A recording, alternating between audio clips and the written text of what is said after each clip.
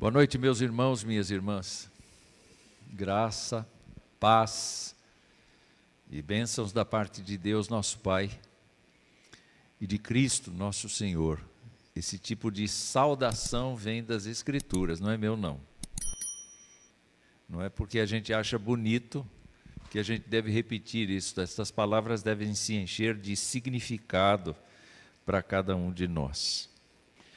Meus irmãos, no domingo passado, o reverendo Tales usou como base para a sua mensagem o texto de Hebreus, falando a respeito de Moisés. E conversando com ele hoje de manhã, eu disse: reverendo, eu estou com a intenção de continuar falando de Moisés. Ele achou bom. Eu me senti confirmado, então vamos falar de Moisés. E meus queridos irmãos, o texto a respeito de Moisés é o Salmo 90. Vamos abrir o Salmo 90 e antes de nós lermos o Salmo 90, vamos nos lembrar de algumas coisas. A primeira delas é que talvez este salmo seja o mais antigo do saltério, porque ele é composto por Moisés, que viveu 500 ou talvez 400 anos antes de Davi. Então é um salmo bastante antigo e é um salmo de um homem que viveu uma experiência inigualável. Pouca gente viveu a vida de Moisés e nós vamos recordar isso depois que lermos o salmo. Vamos então olhar para o que está escrito aqui. E diz assim o Salmo 90: Senhor, Tu tens sido nosso refúgio de geração em geração. Antes que os montes nascessem e se formassem a terra e o mundo, de eternidade a eternidade, Tu és Deus. Tu reduzes o homem ao pó e dizes: tornai filhos dos homens. Pois 1000 anos aos teus olhos são como o dia de ontem que se foi, e como a vigília da noite. Tu os arrastas na torrente, são como um sono, como a relva que floresce de madrugada viceja e floresce, à tarde murcha e seca. Pois somos consumidos pela tua ira e pelo teu furor conturbados. Diante de ti puseste as nossas iniquidades, e sob a luz do teu rosto os nossos pecados ocultos. Pois todos os nossos dias se passam na tua ira. Acabam-se os nossos anos como um breve pensamento. Os dias da nossa vida sobem a 70 anos ou, em havendo vigor, a 80. Neste caso, o melhor deles é canseira e enfado, porque tudo passa rapidamente e nós voamos. Quem conhece o poder da tua ira e a tua cólera, segundo o temor que te é devido? Ensina-nos a contar os nossos dias para que alcancemos coração sábio. Volta-te, Senhor, até quando? Tem compaixão dos teus servos. Sacia-nos de manhã com a tua benignidade, para que cantemos de júbilo e nos alegremos todos os nossos dias. Alegra-nos por tantos dias quantos nos tens afligido, por tantos anos quanto suportamos a adversidade. Aos teus servos apareçam as tuas obras e a seus filhos a tua glória. Seja sobre nós a graça do Senhor nosso Deus. Confirma sobre nós as obras das nossas mãos. Sim, confirma a obra das nossas mãos. Que Deus nos abençoe. Meus queridos irmãos, antes de meditarmos no Salmo, vamos recordar um pouco essa pessoa, a pessoa de Moisés. Ele tem uma vida inigualável. Dá para perceber claramente como a mão de Deus esteve sobre ele a vida inteira. Dá para perceber como Deus quis que Moisés sobrevivesse, porque havia uma ordem do faraó estabelecendo que os meninos deveriam ser mortos, e ele não foi. Ele foi guardado por Deus, protegido por Deus, numa caminha de junco, em pleno Nilo, cheio de crocodilos. Ele foi colocado num lugar estratégico para que a filha do faraó o observasse. E ele devia ser uma criança formosa, porque a filha do faraó o acolheu e o adotou. Mas é interessante a gente observar que Deus orientou toda a história dele de maneira que a formação do seu caráter, nós sabemos que uma criança tem o seu caráter formado nos 5, 6 primeiros anos da sua vida. Então eu queria abrir um parênteses aqui e dizer o seguinte: se você tem filhos nessa idade, gaste muito tempo com eles. Se você puder, especialmente a mãe, não trabalhe fora nesse período de formação do caráter da criança.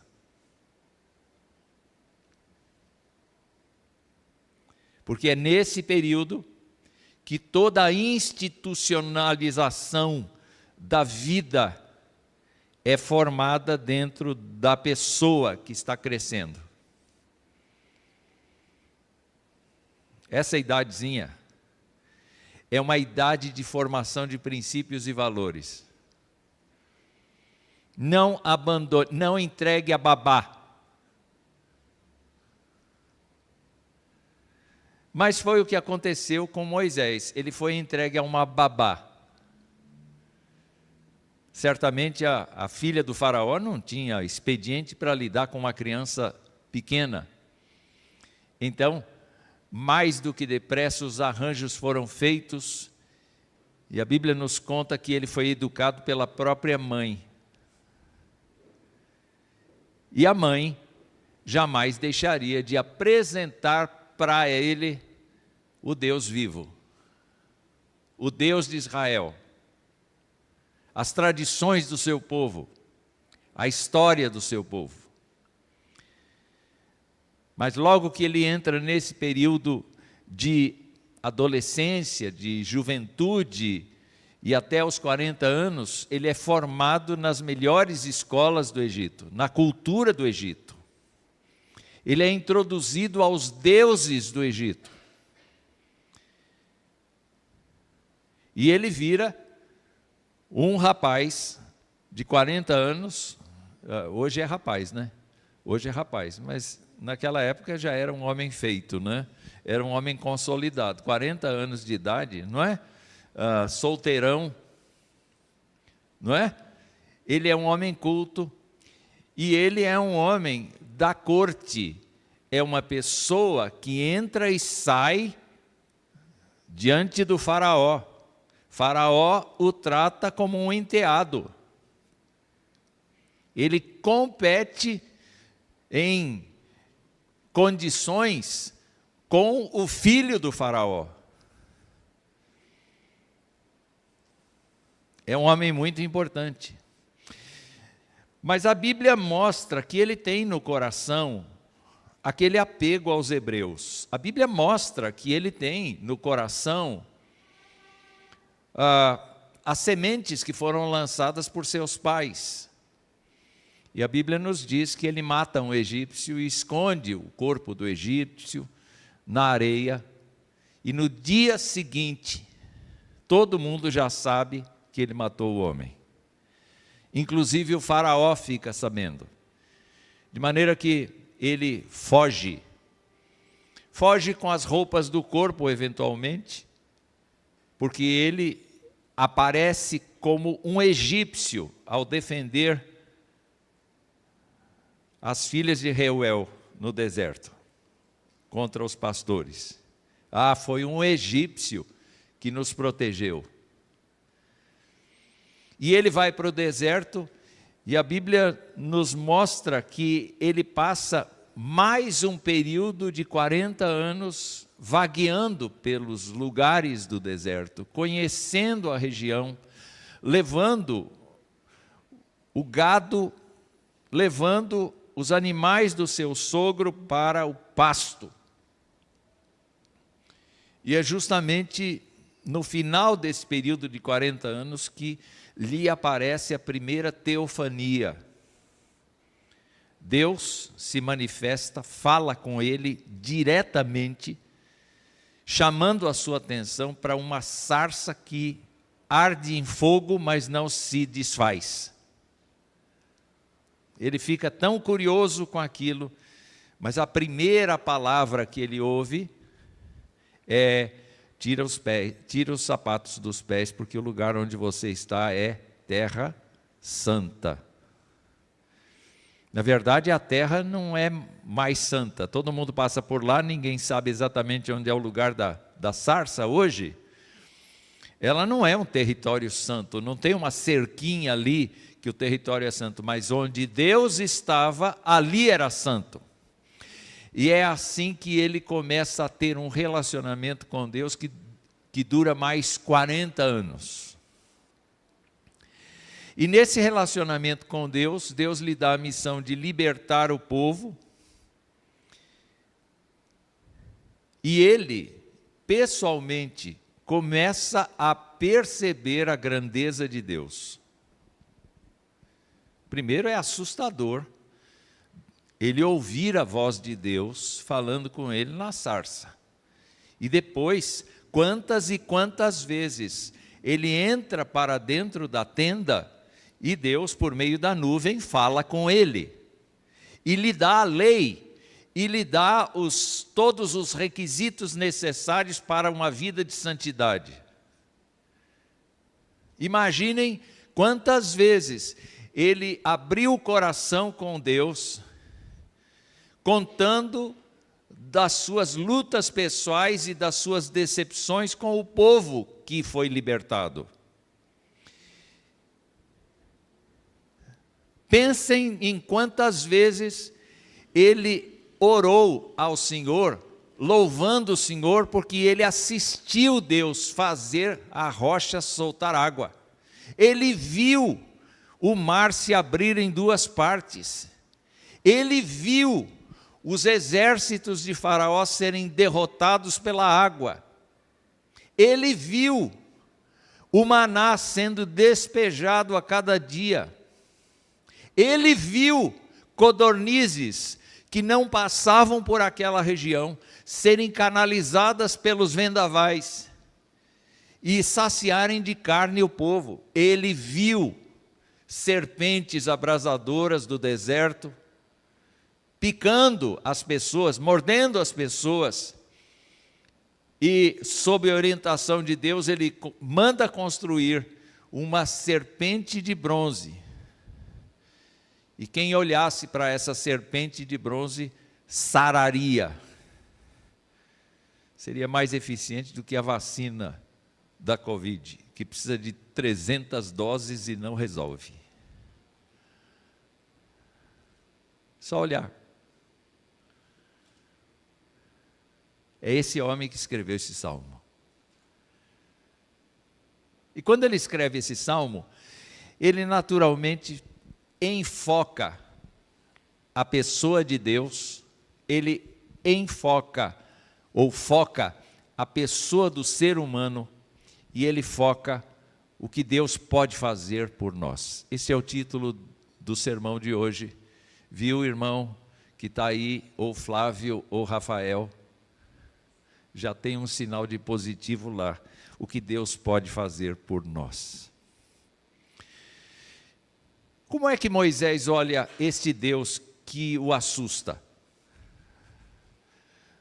Você não acha que se porventura Deus te aparecesse destas formas como apareceu para Moisés, você não ficaria assustada?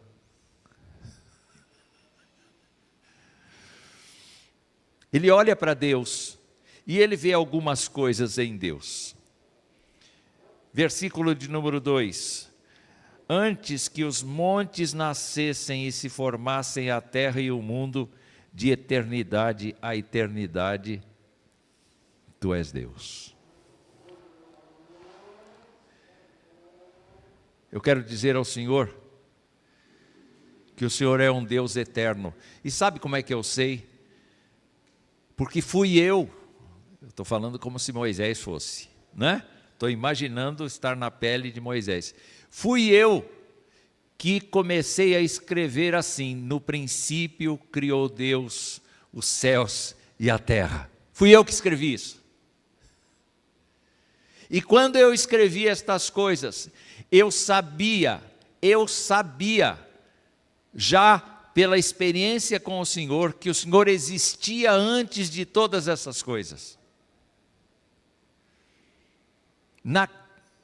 Para Moisés é muito claro o fato de que Deus não tem começo e não tem fim. Para Moisés é muito fácil entender que o Deus que nos criou é o Deus que nos redime, é o Deus que nos salva, é o Deus que nos perdoa, mas a sua vida é autoexistente, sem começo, meio e fim. Deus é o que é. E ele aprende isto exatamente do dia em que ele disse assim: Senhor, qual é o teu nome? Eu vou lá para o Egito, mas eu quero saber que Deus foi que me mandou ao Egito. Qual é o teu nome? E Deus responde para ele: eu sou o que sou, ou eu serei o que serei. Tanto faz como você olha o nome é esse: eu sou o que sou. Eu sou o que sempre fui. Eu serei o que sempre fui. Quando o escritor aos Hebreus fala de Jesus, ele fala da mesma maneira: Jesus Cristo é o mesmo ontem, hoje e será para sempre. Ele também diz assim: tu reduzes o homem ao pó e dizes: tornai filhos dos homens. Moisés escreveu a declaração de Deus quando Adão pecou: tu és pó e ao pó tornarás. Em outras palavras, ele está admitindo aqui que Deus tem uma vontade absoluta, Deus tem uma vontade que determina todas as coisas. Ninguém dá um nó em Deus, porque a sua vontade permanece para sempre. Eu estou escrevendo mas no dia de hoje, eu estou escrevendo uma pequena fala para um podcast da Igreja Central, a respeito de Mateus 6,34, que diz que basta a cada dia o seu próprio mal. E eu comecei assim: o amanhã é como um caderno em que nada está escrito.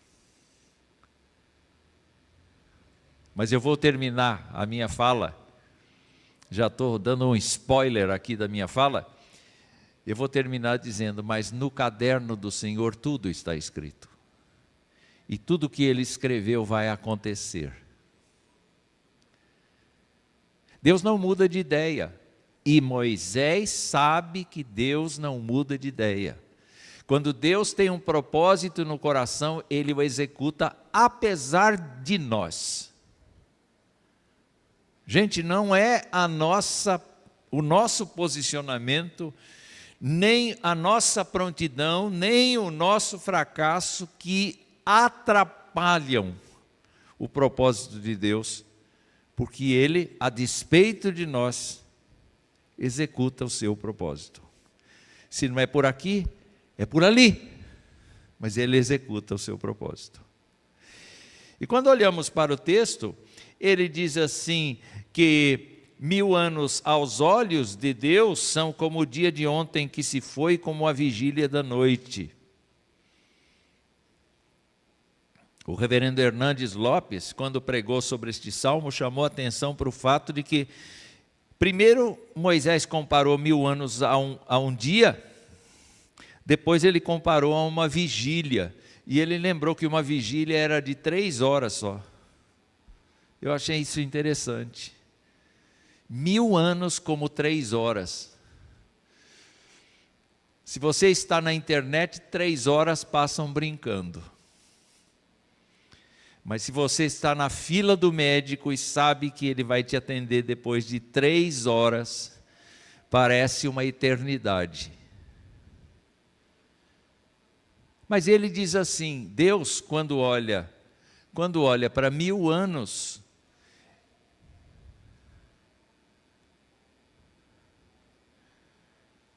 Ele é autor do tempo, Ele é dono do tempo, mas Ele é atemporal.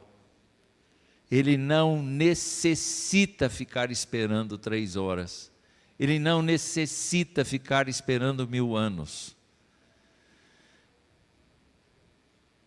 A Bíblia explica que se as coisas parecem ser demoradas, é porque Deus está usando de longanimidade, porque para Ele o tempo não faz a mínima diferença. Ele é eterno, e Ele lida com a eternidade muito bem. Então, se Ele quiser que a gente viva 70 anos, Ele vai fazer viver. Se Ele quiser que a gente viva 80 anos, a gente vai viver. Mas Jesus perguntou, qual de nós é capaz de acrescentar 44 centímetros e meio ao curso da nossa vida? Um côvado. Qual de nós? Nenhum de nós. Você vai dizer, não, hoje a medicina está fantástica. Hoje a medicina está prolongando a vida. Não está.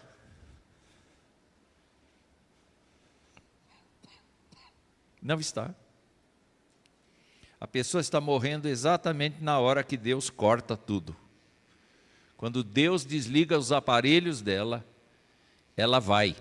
Não importa se a medicina que ela usou, não importa se ela foi colocada num freezer para ressuscitar dali a tempos, como os ricos fazem, não importa. Ela parte quando Deus decide que ela parte. Deus é o autor da vida. E Moisés sabe disso muito bem, ele assistiu muitas mortes, gente. Não foram apenas as batalhas. Naquele dia em que os filhos de Coré se rebelaram contra a liderança dele, foram 23.000 pessoas que a terra engoliu. Ele assistiu Deus abrindo o seio da terra e devorando 23.000 pessoas de uma vez. Quando Moisés olha para este Deus, ele vê neste Deus um Deus tão grande, um Deus tão poderoso, um Deus tão forte, um Deus eterno, um Deus cheio do poder do alto.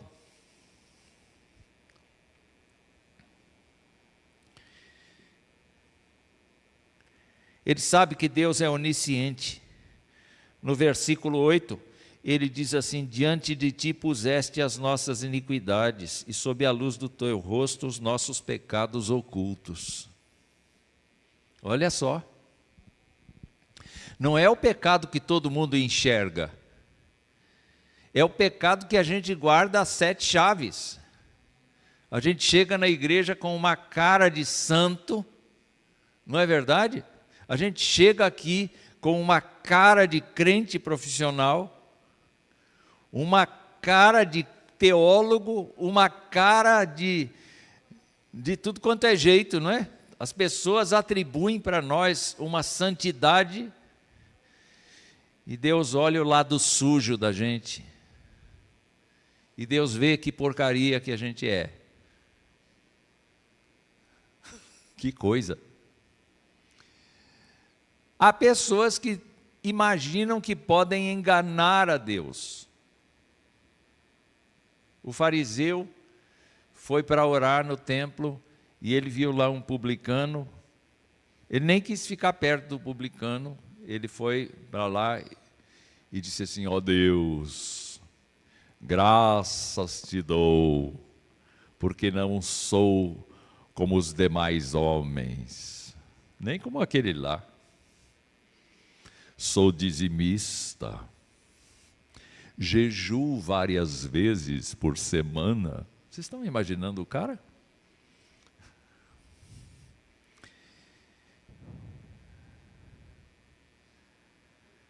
E o publicano lá atrás da coluna, ninguém enxergando, não conseguia olhar para cima e dizer: ó Deus, eu sou um pecador.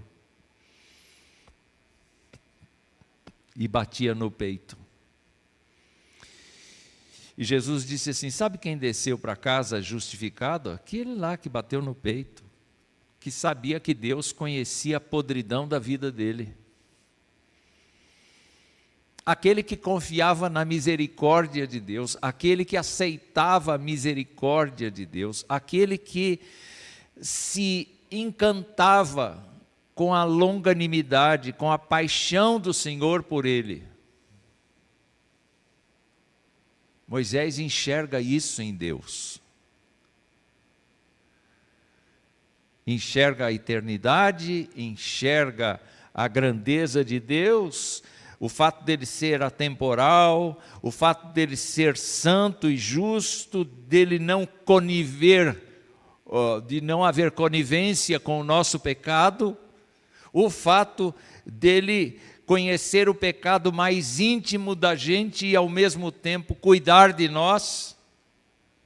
Ele estava percebendo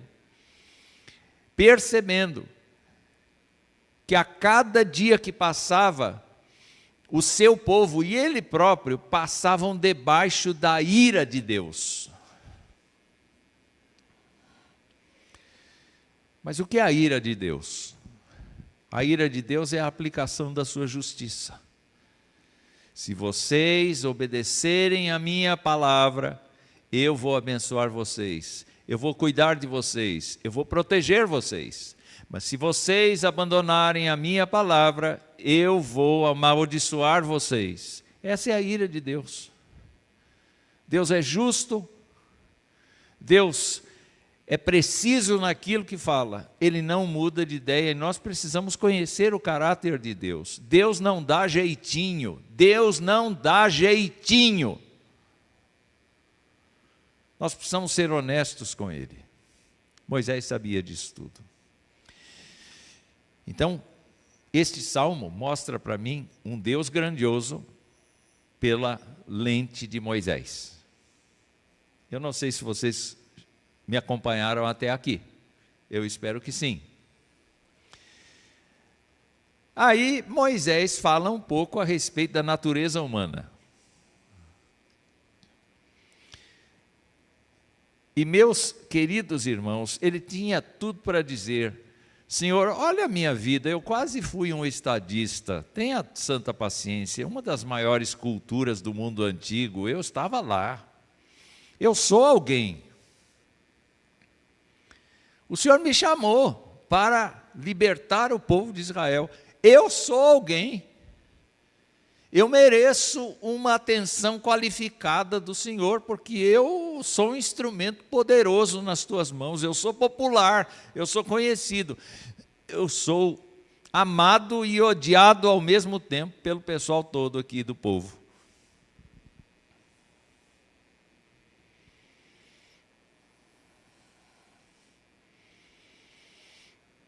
Moisés fala de uma forma genérica, mas ele diz assim: o Senhor detém o poder da minha vida. porque o Senhor me mantém vivo quanto quer e tira a minha vida quando decide tirar. Versículo 5, tu os arrastas na torrente, são como um sono, como a relva que floresce de madrugada viceja e floresce, à tarde murcha e seca.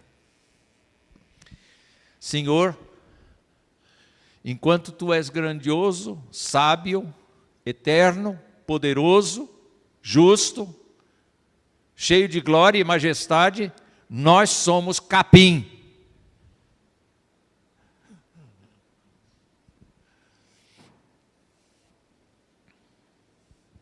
Isso nos humilha, porque nós não queremos ser capim, nós queremos ser alguma coisa. Há diversos ramos do cristianismo, meus irmãos, que inserem na doutrina da salvação a cooperação humana. Como é que o capim vai ajudar na salvação das pessoas? Não tem jeito, capim é capim. Capim é mato. E ele então nos compara o ser humano à relva que floresce de madrugada, mas à tarde está murcha e seca.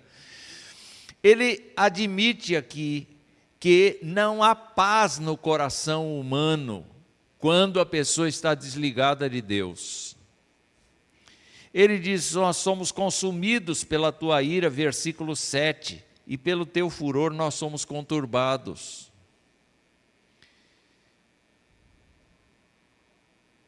O profeta diz, os ímpios, diz o meu Deus, não têm paz.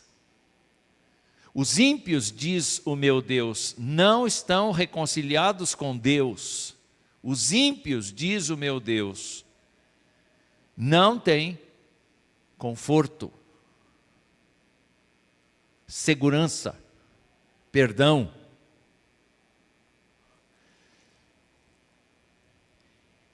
E ele diz, todos os nossos dias, versículo 9, se passam na tua ira, e a nossa vida passa como um breve pensamento. Eu não sei vocês, mas eu estou achando que os dias estão cada vez mais curtos. Não é? Em parte porque a gente se ocupa muito com a internet. Hoje eu estou contra a internet. O diabo aplicou a estratégia do celular. Eu duvido que você não pegue no celular pelo menos umas 30 vezes por dia. A única pessoa que não vai pegar no celular é aquela que não tem. Porque se você tem, deixa ver se tem recado.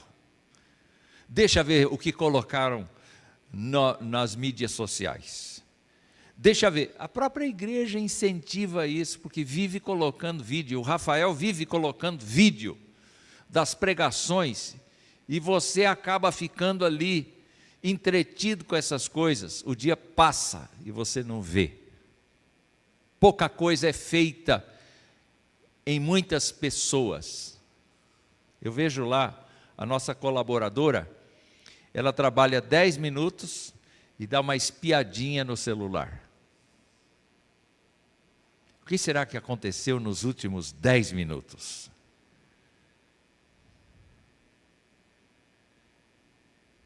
Aí, de repente, você vê lá um alarme, soa aquele celular e você diz assim, uma pessoa de Montreal está querendo ser sua amiga. E você todo orgulhoso diz, aceito. Você nunca viu, nunca vai ver, mas ela quer ser sua amiga. e você não sabe por quê. Aí você fica todo orgulhoso quando alguém diz assim: quero ser seu amigo. Quero ser seu amigo.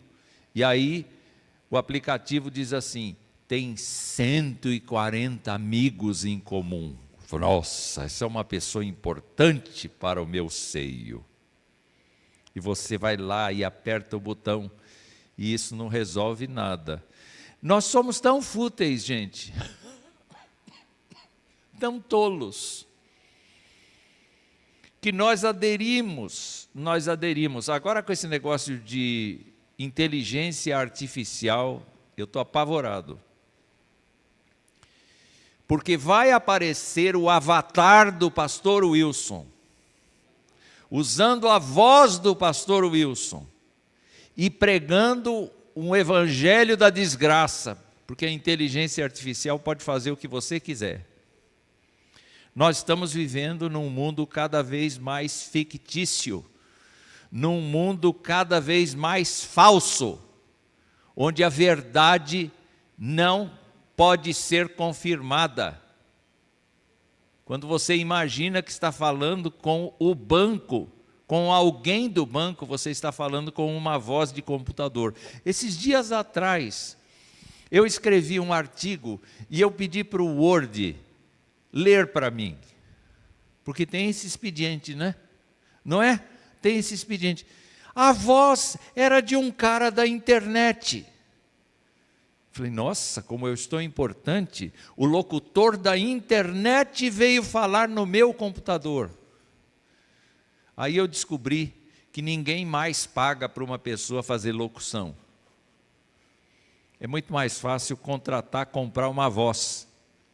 Você compra a voz e ela narra o que tiver escrito. Até texto bíblico, gente. Acho que um dos únicos legítimos aí de voz ainda é o Cid Moreira.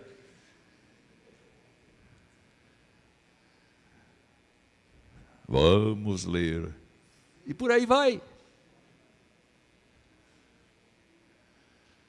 O ser humano é pequeno. Diante deste Deus, o ser humano, mesmo tentando usar de toda a sua sabedoria, ele não alcança a majestade divina. E Moisés percebia isso todos os dias, quando julgava as pessoas. Uma a uma entrava na sua barraca: o que há? O que está acontecendo?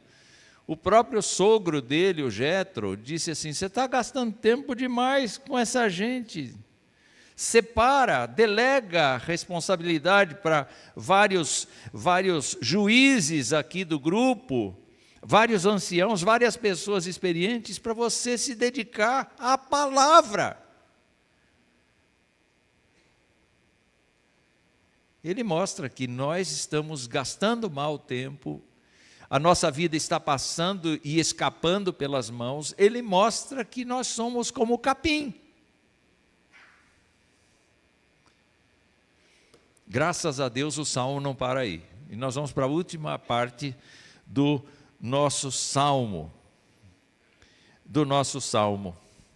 E eu gosto como ele começa o salmo. Vocês podem me ajudar lendo o primeiro versículo? Vamos lá, 1, 2, 3. Senhor,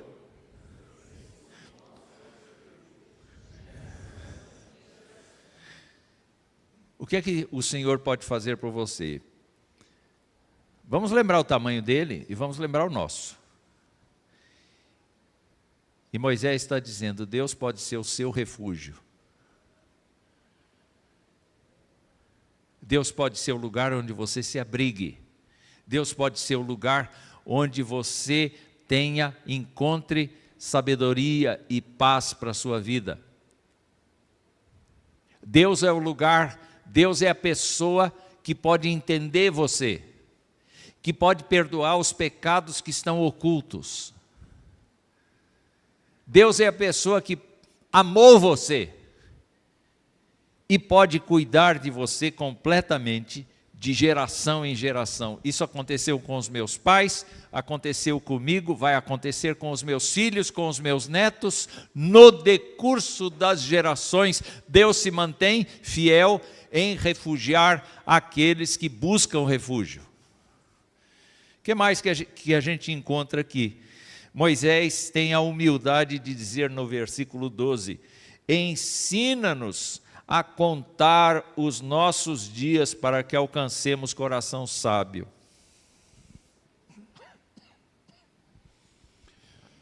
O apóstolo Paulo dizia que a gente devia remir o tempo, porque os dias são maus.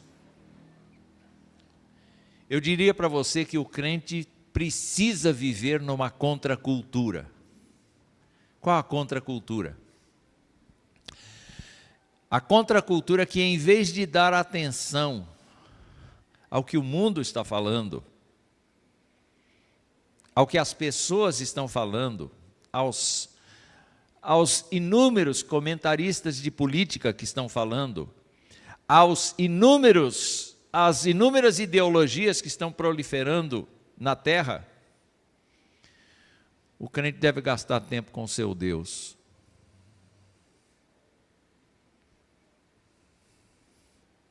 Ensinar a contar é valorizar cada dia.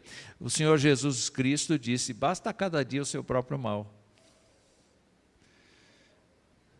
O dia de hoje precisa se encerrar com gratidão no nosso coração. E amanhã a gente diz assim: Senhor, nos dá o pão de segunda-feira. Na terça-feira a gente diz: Senhor, dá-nos o pão de terça-feira. Você fala: mas e o futuro? A gente tem que pensar no futuro, a gente tem que se preparar para o futuro. Não, não tem que se preparar para nada. Deixa Deus conduzir o futuro. Como assim? Eu não tenho que pensar na minha carreira, o que eu vou ser, o que eu vou estudar, que profissão eu vou ter? Claro que você pode pensar nisso, mas o seu coração precisa estar conectado ao princípio de aprender a contar, a valorizar o tempo da sua vida na terra. Certo conselheiro de casais disse assim: olha, lá no céu não se casam nem se dão em casamento, então aproveite bem o seu casamento aqui. Faça o melhor que você pode aqui, porque lá não vai ter casamento. Então não viva no inferno, viva num céu. Construa o seu casamento de maneira que você viva num céu. Ensina-nos a contar os dias. A ideia é bem essa. Senhor, que o meu tempo hoje lucre.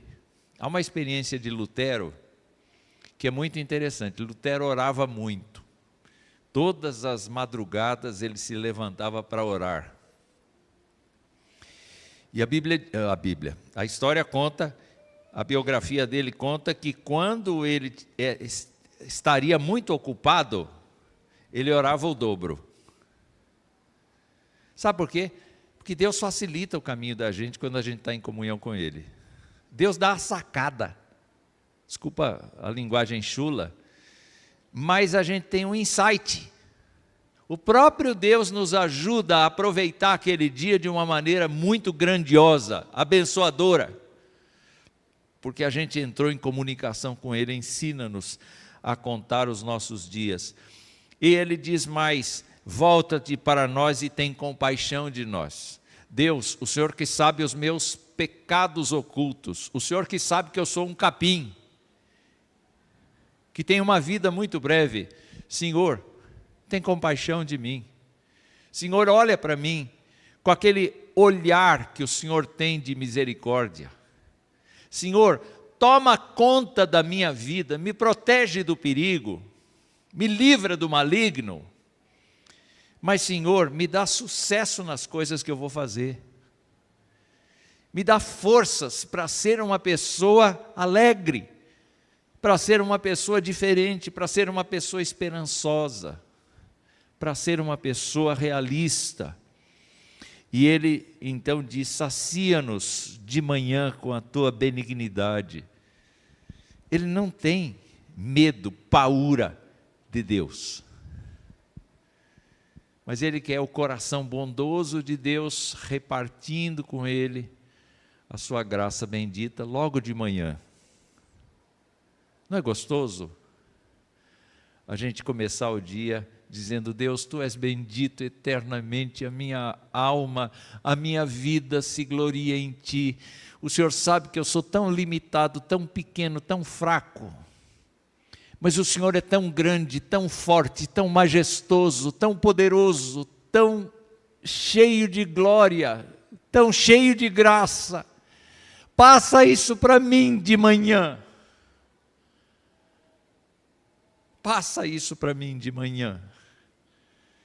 E ele diz mais: alegra-nos por tantos dias que temos sido afligidos. Olha, a vida no deserto não foi fácil. Todos os dias enfrentando a luta do calor, a luta da caminhada, a luta da enfermidade, a luta da velhice, a luta das pessoas, os problemas das pessoas. Senhor, nos dá alegria. Nós queremos entrar na terra prometida. Vislumbre o fato de que nesta vida aqui você vai sofrer um pouco, mas o que está prometido para você é a terra prometida lá. E em nome dessa esperança, se alegre. Viva alegre. Olha, é verdade, eu estou sofrendo agora. Mas sabe, a minha esperança não está aqui não. A minha esperança está na glória celestial, quando eu vou me encontrar com Jesus Cristo face a face. E o Senhor vai enxugar dos meus olhos as lágrimas. E ele, então, ainda diz: Senhor, aos teus servos apareçam as tuas obras e a seus filhos a tua glória. Senhor, mostra o que o Senhor tem feito para nós. O Senhor tem salvo pessoas, nós queremos ver isso. O Senhor tem curado pessoas, nós queremos ver isso. O Senhor tem sustentado pessoas, nós queremos ver isso. Nós queremos ver as tuas obras. Nós queremos ver o mundo sendo trabalhado pelo teu Espírito Santo. Nós queremos, nós ambicionamos compartilhar das alegrias que o Senhor tem, quando o Senhor interfere e abençoa e cuida. Nós queremos isso também, nós queremos enxergar estas coisas. E ele termina dizendo: seja sobre nós a graça, seja sobre nós a graça. Olha, você pode desejar muita coisa nesta vida, mas não tem nada mais importante, nem mais poderoso do que ter a graça de Deus na sua vida. Não tem. Pode almejar o carro do ano, pode almejar uma casa maravilhosa, pode almejar uma viagem extraordinária, pode imaginar seus filhos sendo bem colocados no mercado de trabalho. Você pode imaginar uma porção de coisas temporais. Mas eu queria lembrar você que a graça do Senhor é melhor do que a vida.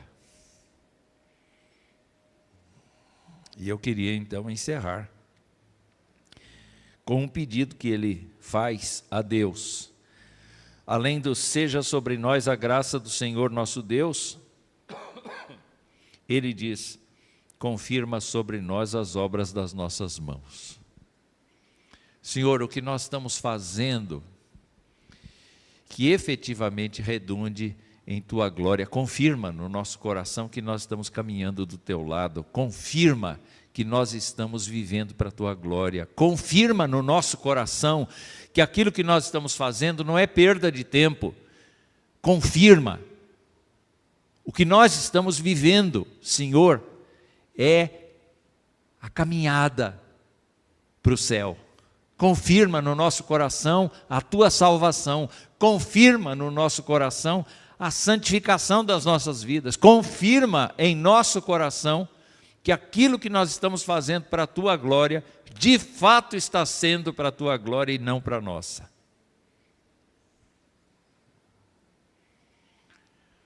Falei muito. Eu sempre tenho falado muito. Mas eu não posso sair daqui. Eu não posso sair daqui sem que a gente tenha esses parâmetros.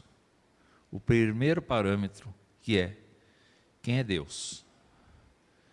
Deus é o máximo. É o Todo-Poderoso que nos criou e nos salva. Quem somos nós? Nós somos filhos amados de Deus, é verdade. Mas a nossa natureza humana é como o capim. A nossa fragilidade é muito alta. Então, o que é que Deus pode fazer por nós? Deus pode ser o nosso refúgio e fortaleza. Deus pode nos ensinar a contar os nossos dias. Deus pode derramar sua compaixão sobre nós. Deus pode nos saciar de manhã com a sua graça para cantarmos a sua glória. Deus pode nos alegrar pelos dias em que nós temos sido afligidos pela sua própria mão, por conta do nosso pecado. Deus pode compartilhar conosco as suas obras, e Deus pode derramar a sua graça sobre nós, confirmando as nossas próprias obras em nome dEle. É isso que aquele grande profeta sentia no seu coração, por certo com muito mais profundidade do que eu estou expondo. Eu desejo que Deus abençoe você. E toda vez que você lê o Salmo 90, você se lembre de que aquele Deus de Moisés é o seu. Aquele Deus que construiu Moisés, constrói você.